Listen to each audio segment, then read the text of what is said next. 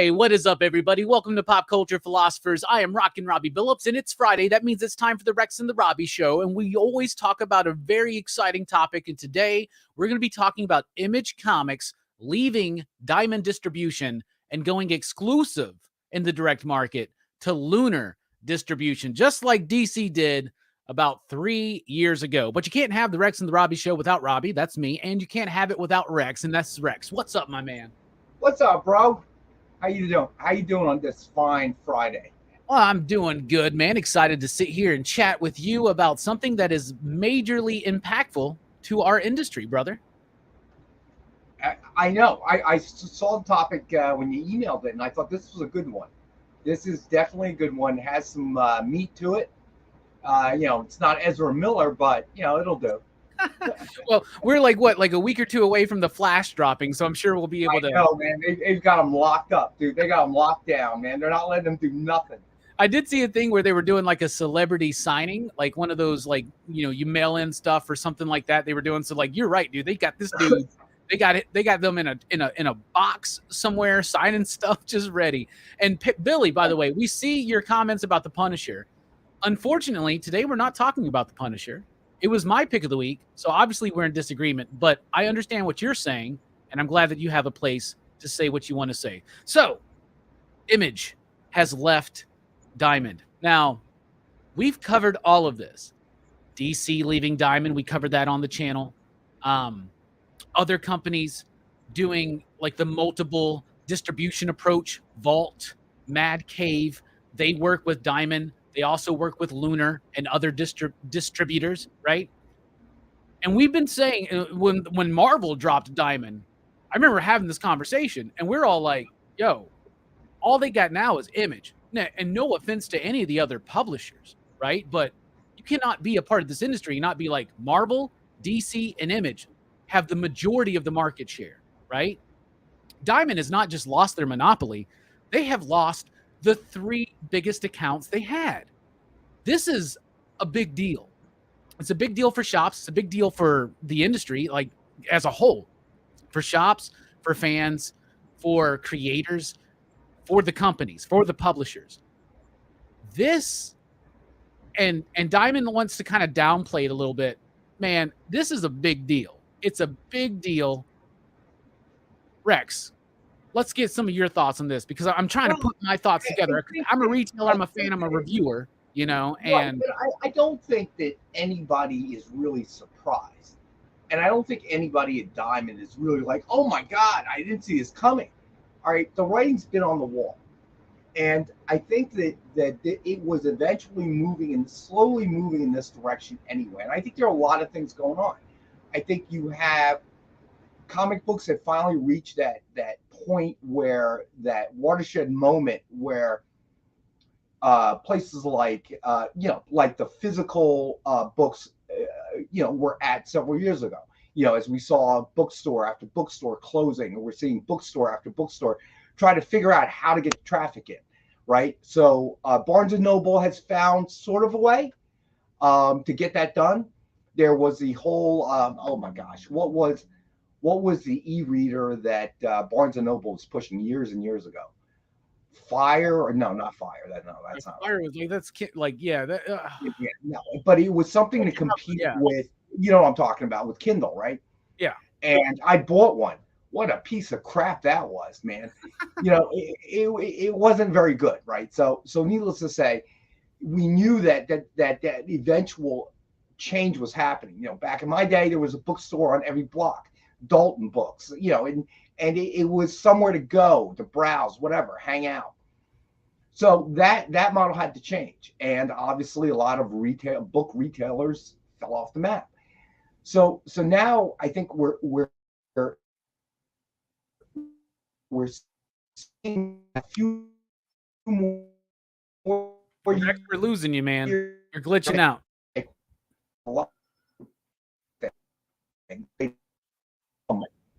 Hey, am I in and out? Yeah, you're in and out, bro. We're kind of losing you a little bit.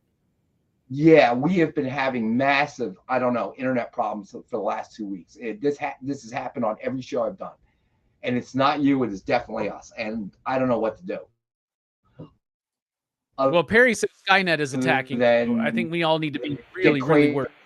And go over. Yeah, bro, I can't pick up anything you're saying, Rex. You might need to reboot or something, man. He's completely frozen now. Okay.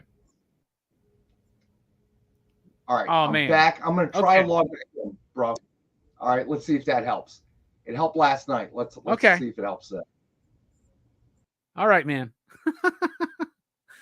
All right. So Diamond has lost image. Y'all, that's a big deal. We've been talking about this, right? And as we wait on Rex to reboot and get ready and come back, I don't think Diamond's done, but Diamond will never be what they were. When they had that monopoly for so long as the sole distributor through comics. Now, also remember that this monopoly they had was through some of the hardest times of this comic book industry. And me and Rex have discussed this on the show. Me and you have he is committed to the bad internet bit, bruh. All right, he's trying to come back. Let's see what happens. Rex, you there? I am. Let's hope it works.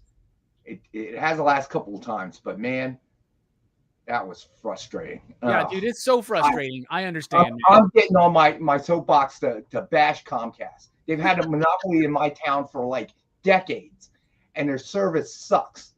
Yeah, I said it. Your service sucks. All right, anyway.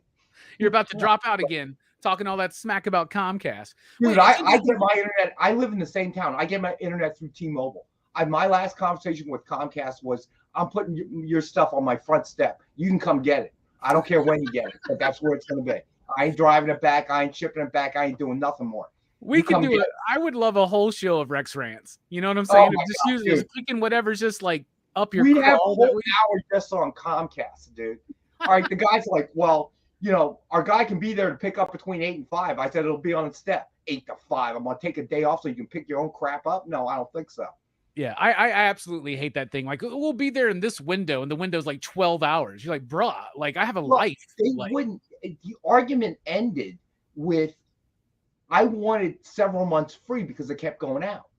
So they eventually edged up, and they were willing to do 2 months for free, but I had to pay the last month. And I'm like, you know what? I'm done. I think they thought they were going to play hardball. Well, sir, that's all we can do. I said, you can come pick your crap up. Okay. Well, we're giving you 2 months. I said, I don't give a crap, dude. I've switched out boxes like 5 times, man. Okay. Waited for your repair guy twice, 8 to 5. Who the hell does that? And then one of the repairmen took a dump in my bathroom. Are you kidding me? No way. All right. Well, Comcast. What were we talking about? I don't even remember. We're talking about image. So it's funny. You mentioned you Comcast has monopoly in your area. And I was mentioning while you were away briefly that Diamond had that monopoly for a while through some of the hardest times of the comic book industry.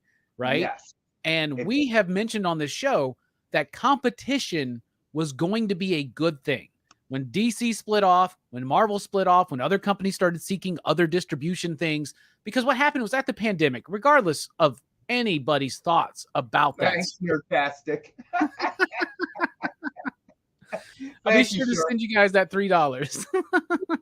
Well, YouTube takes 30%, so it'll be like $2 and something, right? But oh my god, too funny. What was I saying? Now I'm distracted. I know we're off the rails already, dude. We're 12 minutes in, we're already off the rails. We were talking about competition would be good, and it was going to make or break Diamond, and it would help the industry ultimately, right? Diamond, okay, I'm a retailer. If anybody doesn't know that, I'm the store manager of a comic shop here in Huntsville, Alabama, and I love my job, and I love my shop, and I love my life. Diamond has done a lot of good for this industry and continues to do a lot of good for this industry. I have some problems with Diamond as a retailer, mostly involving shipping cost, and just the amount of damages and shortages I get. I get very few damages and shortages through my Penguin order. Now, when Marvel went to Penguin Random House, we just switched. Penguin gives us free shipping, right? And they're shipping very good, right? And I I think Diamond, out of all of the distributors that I deal with, and me personally in my shop, I deal with Diamond, I deal with Penguin, I deal with Ingram, I deal with Lunar, I deal with a lot of publishers directly. I have never had the amount of problems with damages, shortages, shipping costs with anybody like I do Diamond.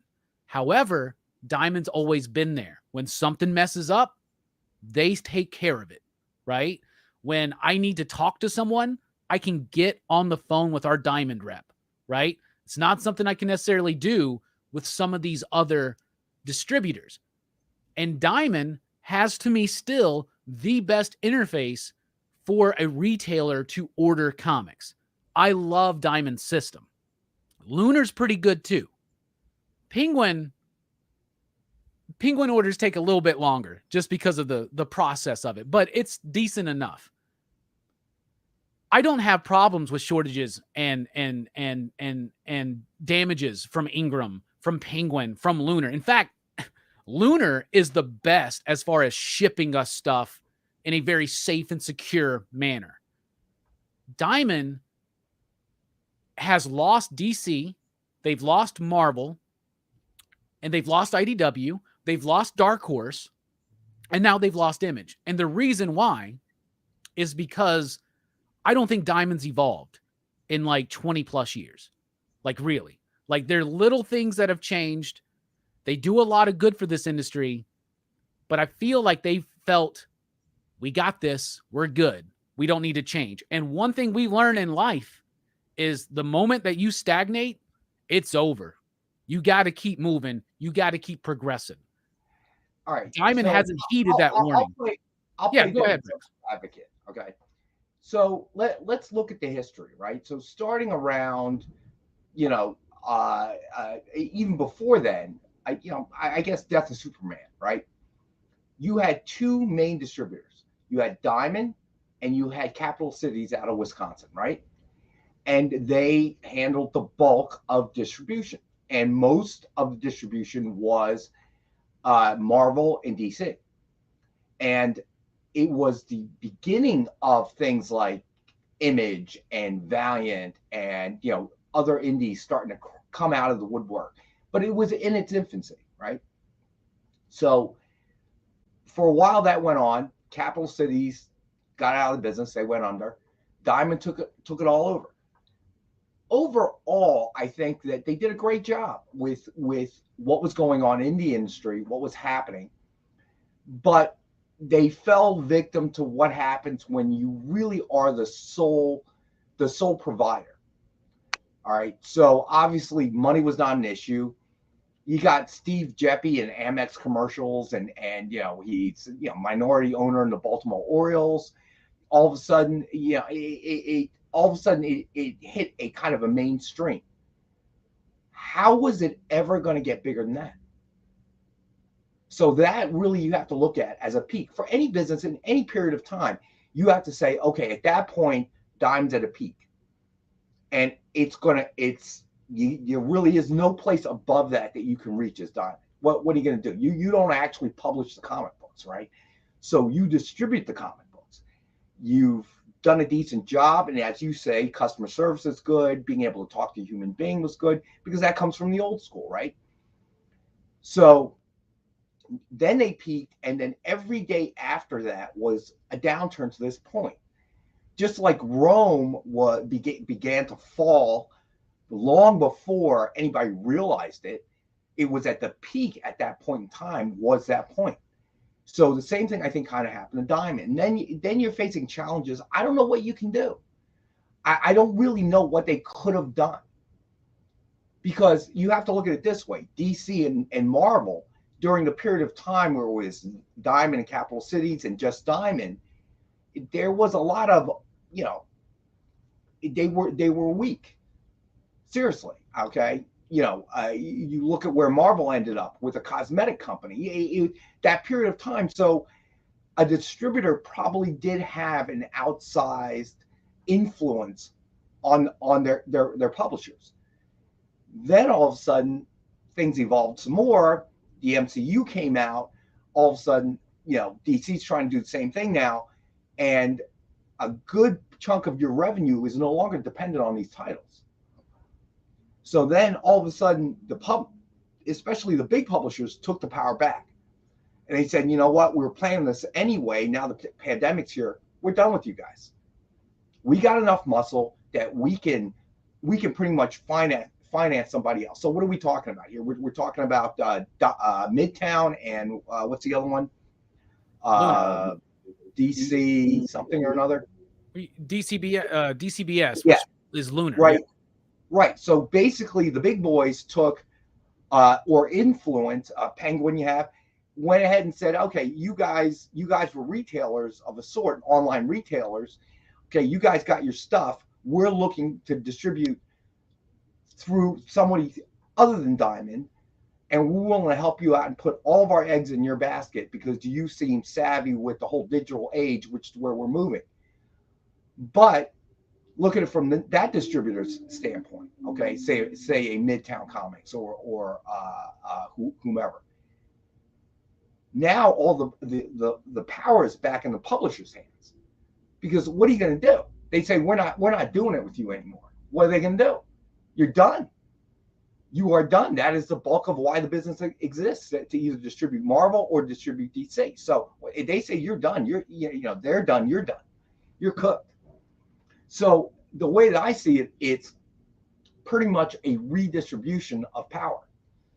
And DC and Marvel have been talking about it for a long time. And then by doing what they did, they substantially weakened Diamond's position, right? So now companies like Image and other indies can look at it like, wow, you ain't got Marvel, you ain't got DC. What are you going to do?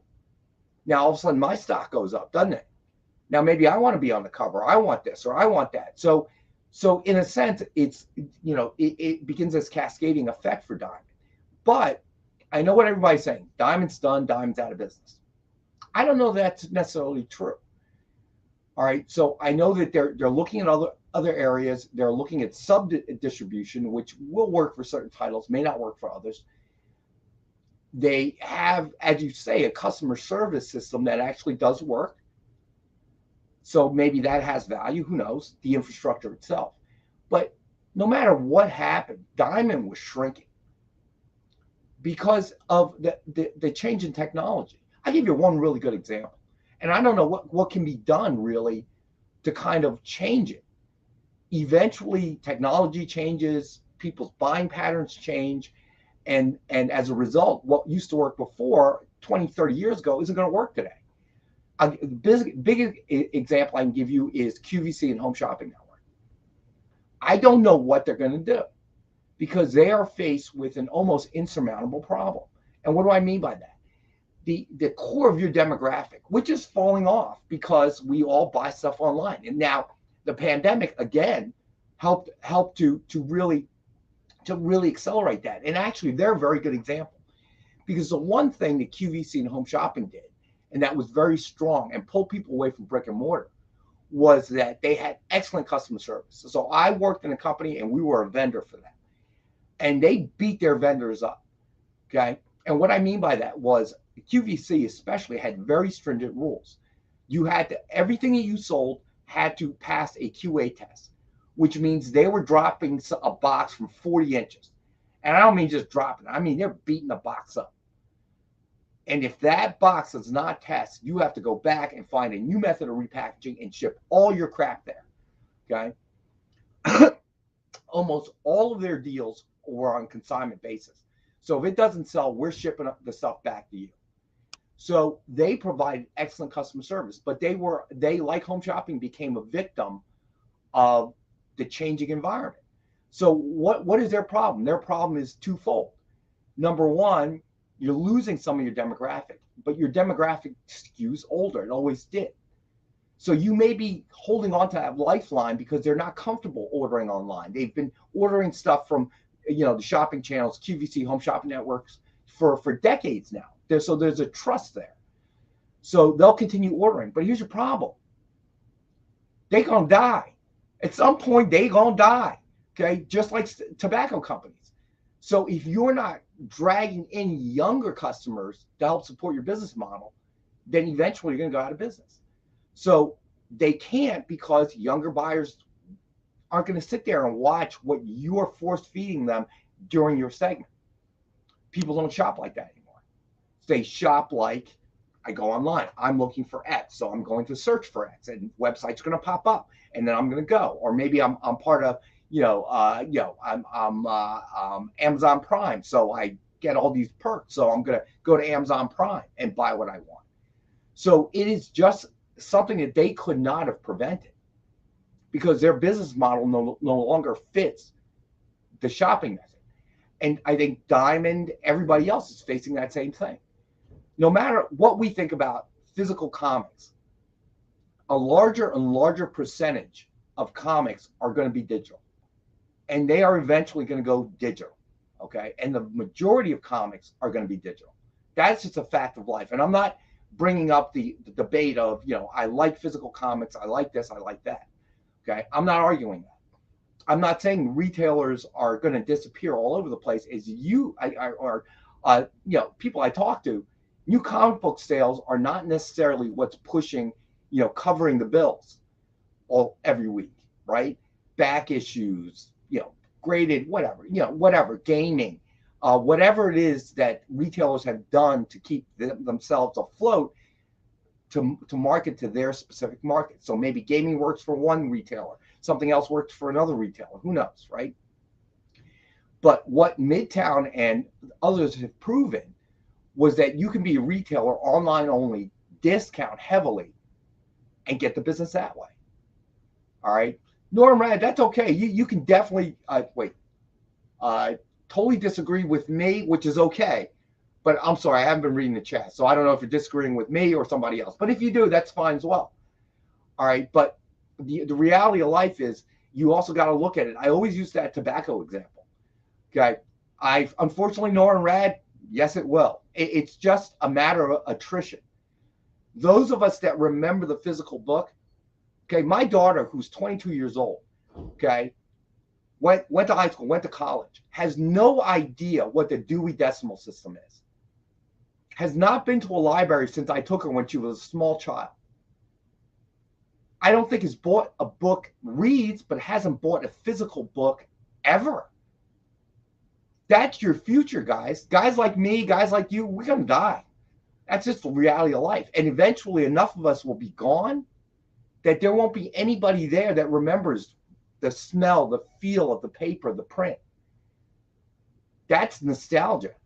Okay. You're going to have a few stores and a few people that open up, just like the vinyl stores are opening up. A place called the Berlin Flea Market. I love this store. I love going there. Okay. They have old vinyl. They have cassette tapes. They have CDs. I can't even believe CDs are now considered old. But eventually there are going to be things that are just going to change. And you're not going to have anybody that really remembers it. They will really kind of fade away and become something like a graded collectible that has value. That's what it's going to end up being. Yeah. Well, also, like with the paper costs and everything, right? Saying. With the paper costs and everything, right? Like, we have comics that are like $5.99 now, just out the gate normally. That, like, we're going to hit a point where people are not going to be willing to pay $8 to $10 for a 30-page pamphlet. You know what I'm saying? And I don't think we're like super close to that. But like you said, I love physical media as well. I love owning movies, right? Most people now, the way they consume their film is through streaming services. My buddy Brooks, every week for PCP movie night, he's like, where's this movie? Why isn't I got 5 streaming services. Why is it not on any of them? The lie that we were sold was that everything would be available. So the thing that scares me about the loss of physical media is when someone decides, maybe this movie didn't age too well. Maybe this movie's a little bit problematic. Maybe this movie doesn't sell so well. Maybe this movie doesn't have enough people streaming it every week. We don't want to license it anymore. And then all of a sudden, it's gone. It's gone, right? And like you were saying with vinyl, there's boutique companies that are out, right? Like Scream Factory, Shout, right? Shout Select, Shout Factory, Scream Factory, Arrow Video, Vinegar Syndrome. they're the ones keeping physical media alive as far as movies, and they're a very intensely curated thing for a very small section of the populace, Yes. right? If you look at manga worldwide is huge. A lot of manga is read digitally, right? Through services. And the thing in America is digital prices have not been at the level they need to have the switch really happen, because comic shop retailers, because comic shop and retailers have fought against that. And they don't like the idea of like $1 digital copy releasing on the same day that I'm trying to sell a $5 physical copy. But here's the thing. Physical media collectors are physical media collectors. And you're right. When new methods of consuming content arrive, the generation below us, Rex, like they consume media in an entirely different way than me and you do, right? And if you don't catch up to that or go along with that, you're going to get lost. You're going to be dust in the wind. And I'm not a big supporter of digital. I'm cool with digital comics and digital movies. I like the physical thing. I do a smell of the week every week on my weekly comic book review, because that's how important the physical page is to me. I totally, and I am not pro digital or anti digital. I'm not saying one or the other. I'm making a what I would say an unbiased observation. So let me put it this way. There's another good example. So I'm at my daughter's apartment, and her boyfriend's father, joins us for dinner. Nice guy. He is a huge vinyl collector, huge, to the point where he brings vinyl with him and a little turntable and sets it up, in the apartment. And it was kind of cool, it was kind of cool to listen to it. But, and we talked a little bit. I said, oh yeah, this place at the Berlin Mart, you should check it out. They have a store. This guy has like tons of vinyl, all kinds of stuff. Now think about this. Remember going to Tower Records? I mean, there was a Tower Records in every major metropolitan city everywhere. And you could go in there, or every suburban city, drive in there. The place was huge, okay? It was absolutely huge. I remember going to Sam Goody and different places and looking through vinyl, new vinyl. I remember Cheap Trick albums, Queen albums, all that stuff. It was an event. But the problem becomes now, there isn't these stores. Digital music is cleaner in that sense. You don't have the bumps and scratches, which is fine. But it's so convenient. See, that's the problem. So I remember the days of the first CD players for cars. And they were horrible because they had to figure out the skip problem, right? And they got better and better and better, okay? And then all of us would drive around with these big, massive zip-up books of CDs, okay? What do you want to play? And then somebody said, oh, we'll have an 18 CD loader in your car, okay? And all that got blown out the window when somebody said, oh, I can put all your songs on this little iPod thing here, buddy. How about that, okay? And eventually it died. And same thing with the physical books. I really hated reading a book, all right, on an e-reader. Okay, my phone was too small at the time, but I did it because it seemed kind of neat, and I could shop for books without going to the bookstore. So I would do that, but I really didn't like it, okay? When last time I had a major power outage in my neighborhood, I'm reading one of my paperbacks by candlelight, okay? All right, and I'm thinking, thank God, I still have my physical books I can read. And they're books I haven't read in a really long time. But then you look at the other problem, right? So when I used to go to Asia before the digital age, I couldn't find English books, or definitely not the genre of science fiction I like, right? So you go, the trip's anywhere from 2 weeks to a month. That's a long time. So I would try to load up, go to the bookstore and load up and buy nothing but paperbacks. 6 paperbacks. You know how much that weighs? And I try to bring 8, shoving it in my luggage and all that stuff, trying to make space, right? Then came Kindle. Now, I don't even have to worry about it. I'm actually sitting at the airport with my daughter, figuring out which books I'm going to download for the trip. Okay? It's on my phone. I've got rid of the e-reader. I read it on my phone. Granted, I got to flip pages because the font's so big. I got to flip pages like every 30 seconds, but who cares? Really, it's on my phone. and I don't have to worry about it. And then I run out of books. I'm in Taiwan, say, guess what? I get up on Kindle and I buy some more. That just made my life that much easier. And Billy, I'm not disagreeing with you. I love the texture of the paper. I think the last paperback during the power outage I read was my copy of Isaac Asimov's Pebble in the Sky. The contents are falling off the binding, but I still got it. I've read it so many times. So it's just the way that the world is changing, and I don't know that there's anything that anybody can do. Not Diamond, not anybody else. Now, I think Diamond can survive. They shrink. They start looking at other distribution avenues that they could take. All right, but realize that the heyday is over. It's never going to be the way that it was. They just got to figure out how to make that happen. Yeah. TMS. That's a good one. What do you, so like you alluded to this a little bit, and I kind of agree. Like they need to shrink, and they've been shrinking, but now they're probably going to have to shrink some more. I mean, you said that you don't think it's the end of Diamond, but what do you see for the future of Diamond at this point? Because, like I said, nothing against these publishers, of which Dynamite is one. But like, I guess their biggest accounts now are like Boom and Dynamite, and like this has got to be a major. And now Image is still like, so some shops were so comfortable with Diamond that they didn't want to make the switch over to Penguin Random House for Marvel.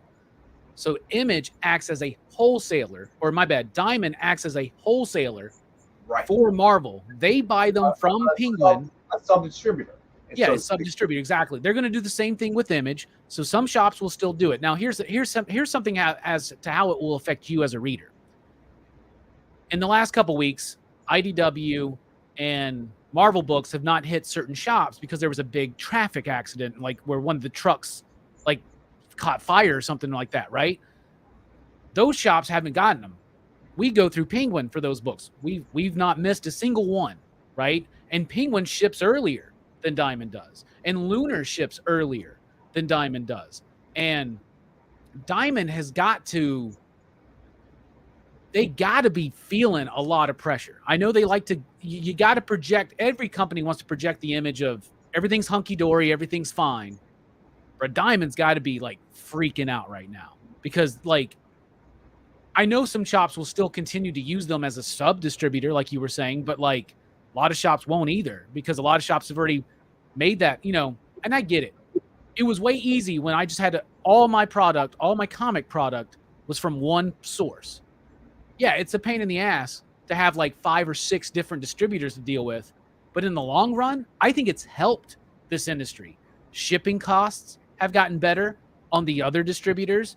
The shipping itself has gotten better. There's competition. Diamond can't just be like, oh, this is just the way it is. And that was how long, for so long, that's what I used to have to say as a retailer to my customers is, we were shorted, they were damaged, I'm sorry, it's Diamond. I don't have that problem with Lunar, with Penguin. What is Diamond going to do? How do they survive this? Because if Boom decided all of a sudden to go exclusive with someone, we're talking about Boom, who's probably got like 3% of the market right now, is their biggest, source. Like, I just, what do they do? How do they survive? All right. Well, I think that number one, as a retailer, you've explained. So how is even sub-distribution possible for Diamond? Because there's something about their system that people like. All right. I imagine that the system itself is proprietary in some nature. All right. So there is a role. Because by your admission, other than Lunar, you're not terribly thrilled with the process. Okay. You do it because you have to, but yeah, if preferred, it'd be nice to deal with one company, one source. So that, clearly leaves an opening. See, Norman Rad, the problem with that is I don't see what Lunar's motivation to merge with Diamond would be. All right. Now, Lunar's winning right now, right? Lunar's. And I say this as an opinion, my own opinion. All right. I don't deal with that end of our business at all. Okay. So, but as you say, Dynamite and Boom are still Diamond. Well, in all this shifting, what would be Boom's motivation to go exclusive? exclusive with somebody else, like a Lunar. Okay, all of a sudden you are all of a sudden you wake up one morning and you are a big fish in a little pond. Now you're going to jump to a big lake and become a small fish again? Why? Well, is that not the same thing that happened with Image? Like when DC and Marvel left, Image is now the biggest account for Diamond, and they were getting a lot of boost from Diamond, and multiple times did people like Eric Larson or Eric Stevenson say, "We're cool with Diamond, everything's good." But we all knew that that wasn't necessarily the case. And I see Manny Nerdtastic News out there talking about the discount. The discounts at Diamond for retailers with all of the distributors, right? Like it depends. Your level of discount is correlated to the amount of product you order, right? Our Diamond orders are going to be very small comparatively to the other distributors now, especially with Image leaving. And it's a crazy place that we're in. And yeah, like Lunar has no motivation to merge with Diamond. Lunar's got a good system. They don't have the best system for reorders, but they got a really good like FOC system that I think is better than Diamond's. Diamond's got the best reorder system. Diamond, I can get somebody on the phone. Lunar, it's not quite that easy, but I don't have as many problems with the product that I order from them. Lunar is starting to stand out as a dependable, secure, and safe way to do business to the retailers. And one of the things that Image said in the midst of all of this is that our real customers are retailers, and we got to start paying attention to that. And for a long time, all the comic book publishers, their customer is Diamond, right? And now that there's competition and that there's more options for retailers, we're able to exert a little bit more power and influence over things. And it seems like it's just led to the shrinking of Diamond. It has. Again, they were bound to shrink. Okay, it was inevitable. They had a monopoly for a long time. And to assume that a monopoly would last forever would be naive, in my opinion. Okay. So I'm reading Sweet Mimosa. Okay, Sweet Mimosa, again, this tends to trigger an emotional reaction in a lot of people. And that's not my intent. Okay. I'm an old guy. I don't like change. I don't even like it when my supermarket changes crap on the aisles. Okay. I won't go to a new supermarket because I don't know where anything is. Where's your meat? Where's your vegetable? I hate that. Right. So I don't like change probably more than you do. Okay. Sweet Mimosa. But unfortunately, this is what's happening. And all the data points point exactly to that happening. Okay. Prose books are not coming back. They were huge when digital first came on board. They are not anymore. That's a fact of life. I was recently in a bookstore. We were waiting for our table at a restaurant my daughter took me out to, and just looking around. And some of the physical problems, they only carry titles of big names. And guess what we and everybody else were doing? We'd see the book. Ooh, that looks interesting. I doing the old thing. Okay. My daughter had taken me and old friend out, her old coach, and we take it out and we look at it. Oh, this is cool. And we put it back and we look for it on Amazon. I mean, it is what it is. There's no way around it. Okay. And the reason it was so quick in prose books was because there was no protecting the physical book. There's probably, I want to say, less attachment to a prose book than there are to comics, obviously. Okay, there's something really unique about that. That's why physical comics have survived for as long as they have. But ultimately, this is the way the world is changing. So there are no more Tower Records. There are no more Borders books, Dalton books, all the infinite number of bookstores competing.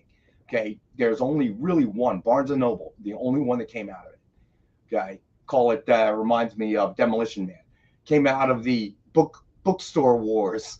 Okay. Yeah, they're like the Taco Bell of Demolition Man, right? Exactly. Right. So it's just an inevitable change that's going to occur, and And I think to a certain extent, that kind of emotional attitude maybe prevented Diamond from doing what was necessary in the first place. Okay, I think that early on they should have leaned really heavy in digital, just made a transition. I understood that they didn't want to make retailers mad and then make their downline mad either. And I'm not saying pricing digital cheaper, but you should have made that a part of your distribution, because that's where it's headed. And to deny that, okay, is not being very savvy. And we have plenty of examples, especially in the last 30 years. Things have changed so quickly. It's mind-boggling. Think about it. Let me say, I don't know, 22 Comics. You're getting to a point where everything that they consume is digital. It's through their phone. Okay. The one example, when I thought my TV was busted, but the damn cat just went behind and pulled the plug out, and I didn't notice for 2 days. When I was my daughter's age and that happened, I would have lost my mind. Okay. Absolutely lost my mind. TV doesn't work for 2 days. Are you kidding me? My daughter didn't even notice. She asked me, "Why aren't you watching TV, Dad?" I said, "It's busted." She goes, "Oh." Went in the fridge, grabbed a drink, went back to her room. All the while staring at her phone. Okay. So it's saying that young people are getting into it. There are some, I'm sure, but there's no way you're replacing those numbers. So you guys are looking at this like, oh, well, this 22-year-old likes to read physical comics. This 22-year-old likes to listen to vinyl. Awesome. That's great. Now you just need several million more of them to make this work. And you're not getting that.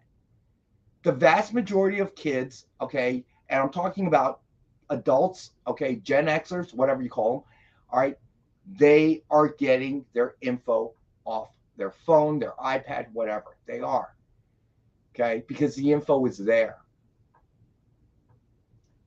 The fact that most people have never had to do research in a library tells you everything you need to know. Yeah. I mean, things have definitely changed, and I guess the biggest point is that we're saying through all the changes in the consumption of media, Diamond was very comfortable with their monopoly in this industry, and to their detriment, because now they don't have it, and now they're one of the smallest distributors out there, honestly speaking. And when this switch happens, when Image is gone and goes to Lunar exclusively, even though Diamond still will be a sub-distributor, I'm not trying to tell any shop what they need to do, but for me, it was a very easy decision for us to be like, well, we're going to go where it saves us money, and we're going to go where we actually get our product in sellable condition more often. You know what I'm saying? Yeah, no, I agree. I do want to address something that Billy's saying. Okay, yeah, Billy, we talk about a lot of different stuff here, but I got to tell you, sometimes you make these sweeping statements, and I got to tell you, I don't agree. Young people do read. Okay, many of them like to read. Okay, this is not a discussion about whether they read or not. It's a discussion of how are they reading it? How are they receiving their reading material? I'm saying that the evidence says that they're getting it from their phone or their iPad or whatever. That's the way that the age has changed. Okay. All right. My daughter reads. My daughter is very intelligent. Nobody tells her what to think. She doesn't agree with me. I raised her a certain way. I'm proud of the person that she's become. But does she agree with my old man thoughts? No. At this point, at 22 years of age, there are a lot of things we don't agree on. And I respect her opinion. Okay. So that's what I'm saying. So I don't think it's necessarily fair to disparage young people. It's not their fault. Okay, that this is happening. Now, it's always nice that there are always a group of a younger generation that goes back, and appreciates the nostalgia stuff, but it doesn't mean that the stuff isn't dying. It is. It just is. Okay. Back in the day, every book was printed in a hardcover, right? Yeah, Billy Power Max, some, and then some old people are pretty dang ignorant too. That I've noticed in my life. Okay, age is not a determinant. I've seen 60-year-old men who are dumb as a box of rocks, man. Okay. It's like I'm talking to a wall some days. But, at one point, all books were hardcover, right? Because nobody came up with the concept of paperback. Then all of a sudden, somebody came out with paperback. We're all buying paperbacks, right? And what did they do when they released books? To help protect the hardcovers. The hardcover release and the paperback release were always 3 to 6 months apart. Yeah. Right? It's like it was like theater to video. It was like that kind of thing, right? Yes, exactly. Right.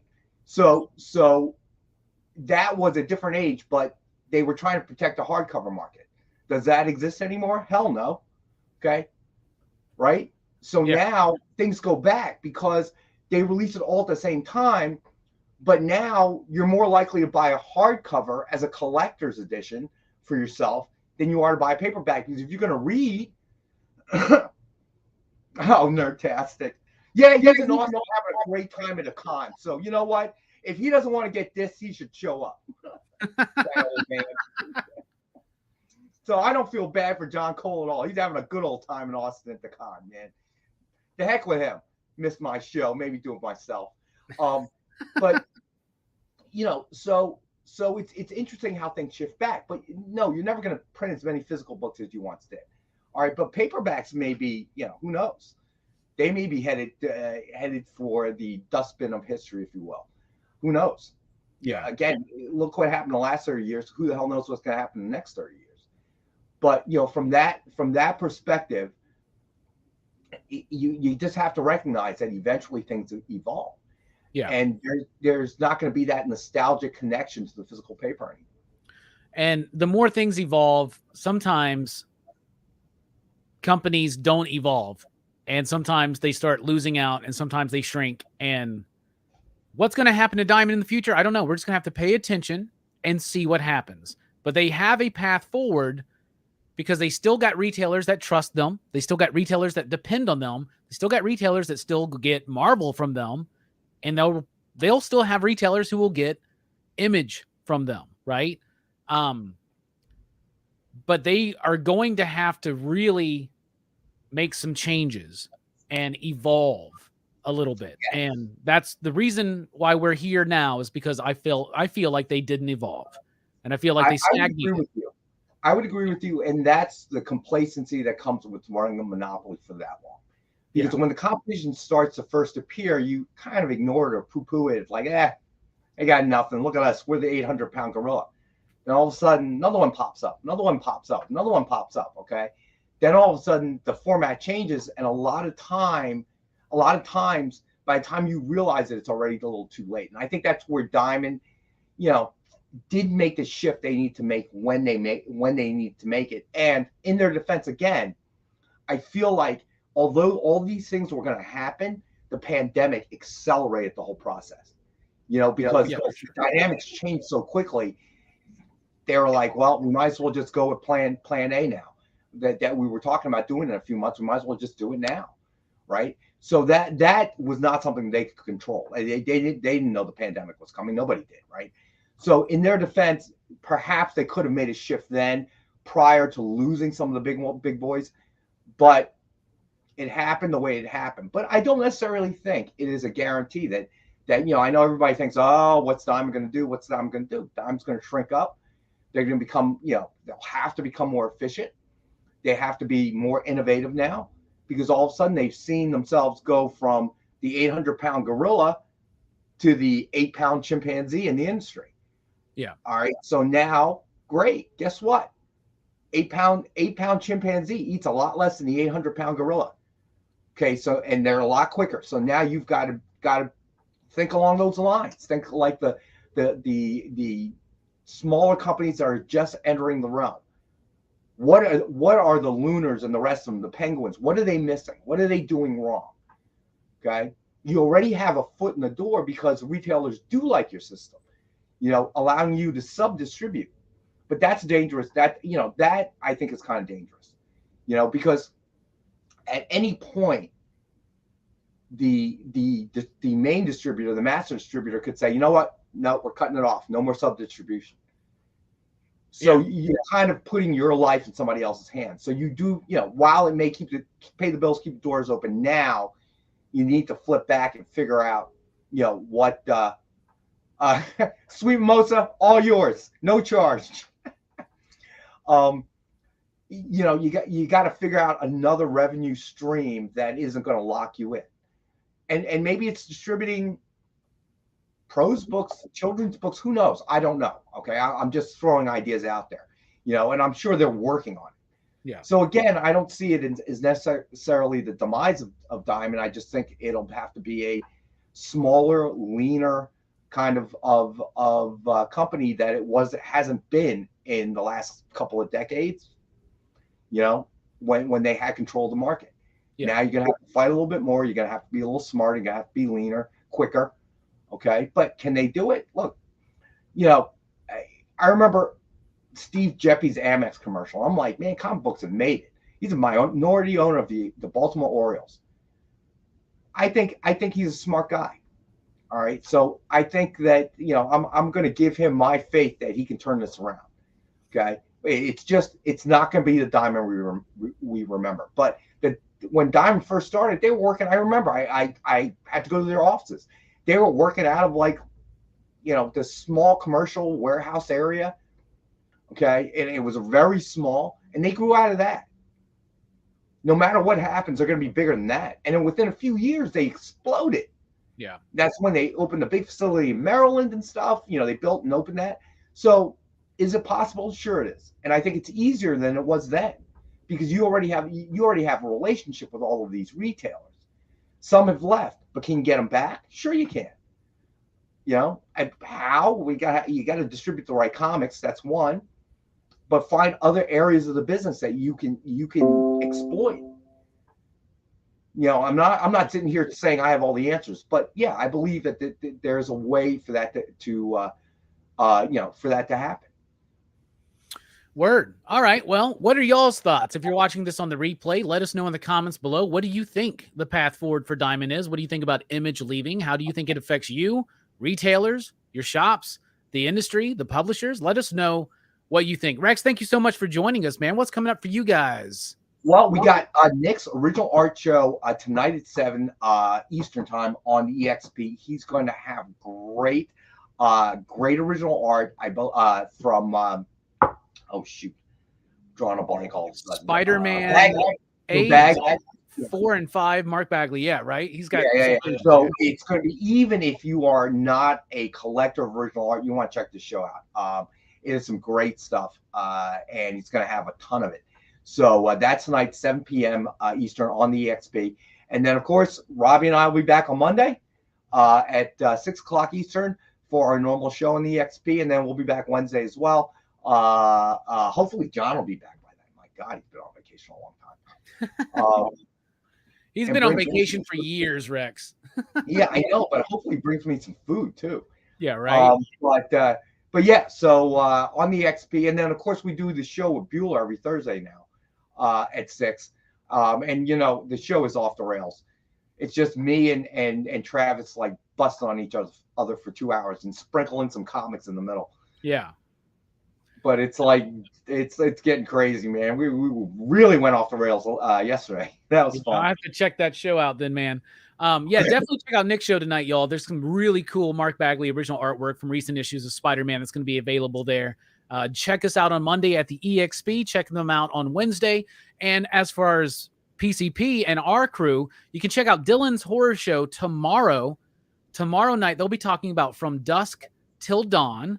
Love this movie. Yeah, and then on Monday night, we're talking about Ex Machina, which is a movie I still have not seen, so I'm excited to watch it and talk about it. And also tonight at 7 p.m. Central Time here on Pop Culture Philosophers, it's the Best Comics of the Month stream. Me and a panel of esteemed guests will be talking about the best comics of May 2023. That is tonight at 7 p.m. Central Time after Nick's show over the EXP, the Original Art Experience. Rex, thank you so much for being here, Brian. Any final thoughts? No, always a pleasure. Have a great weekend, buddy. And I'll see you Monday. Yeah, absolutely. All right, PCP Army, thank you for joining us. Station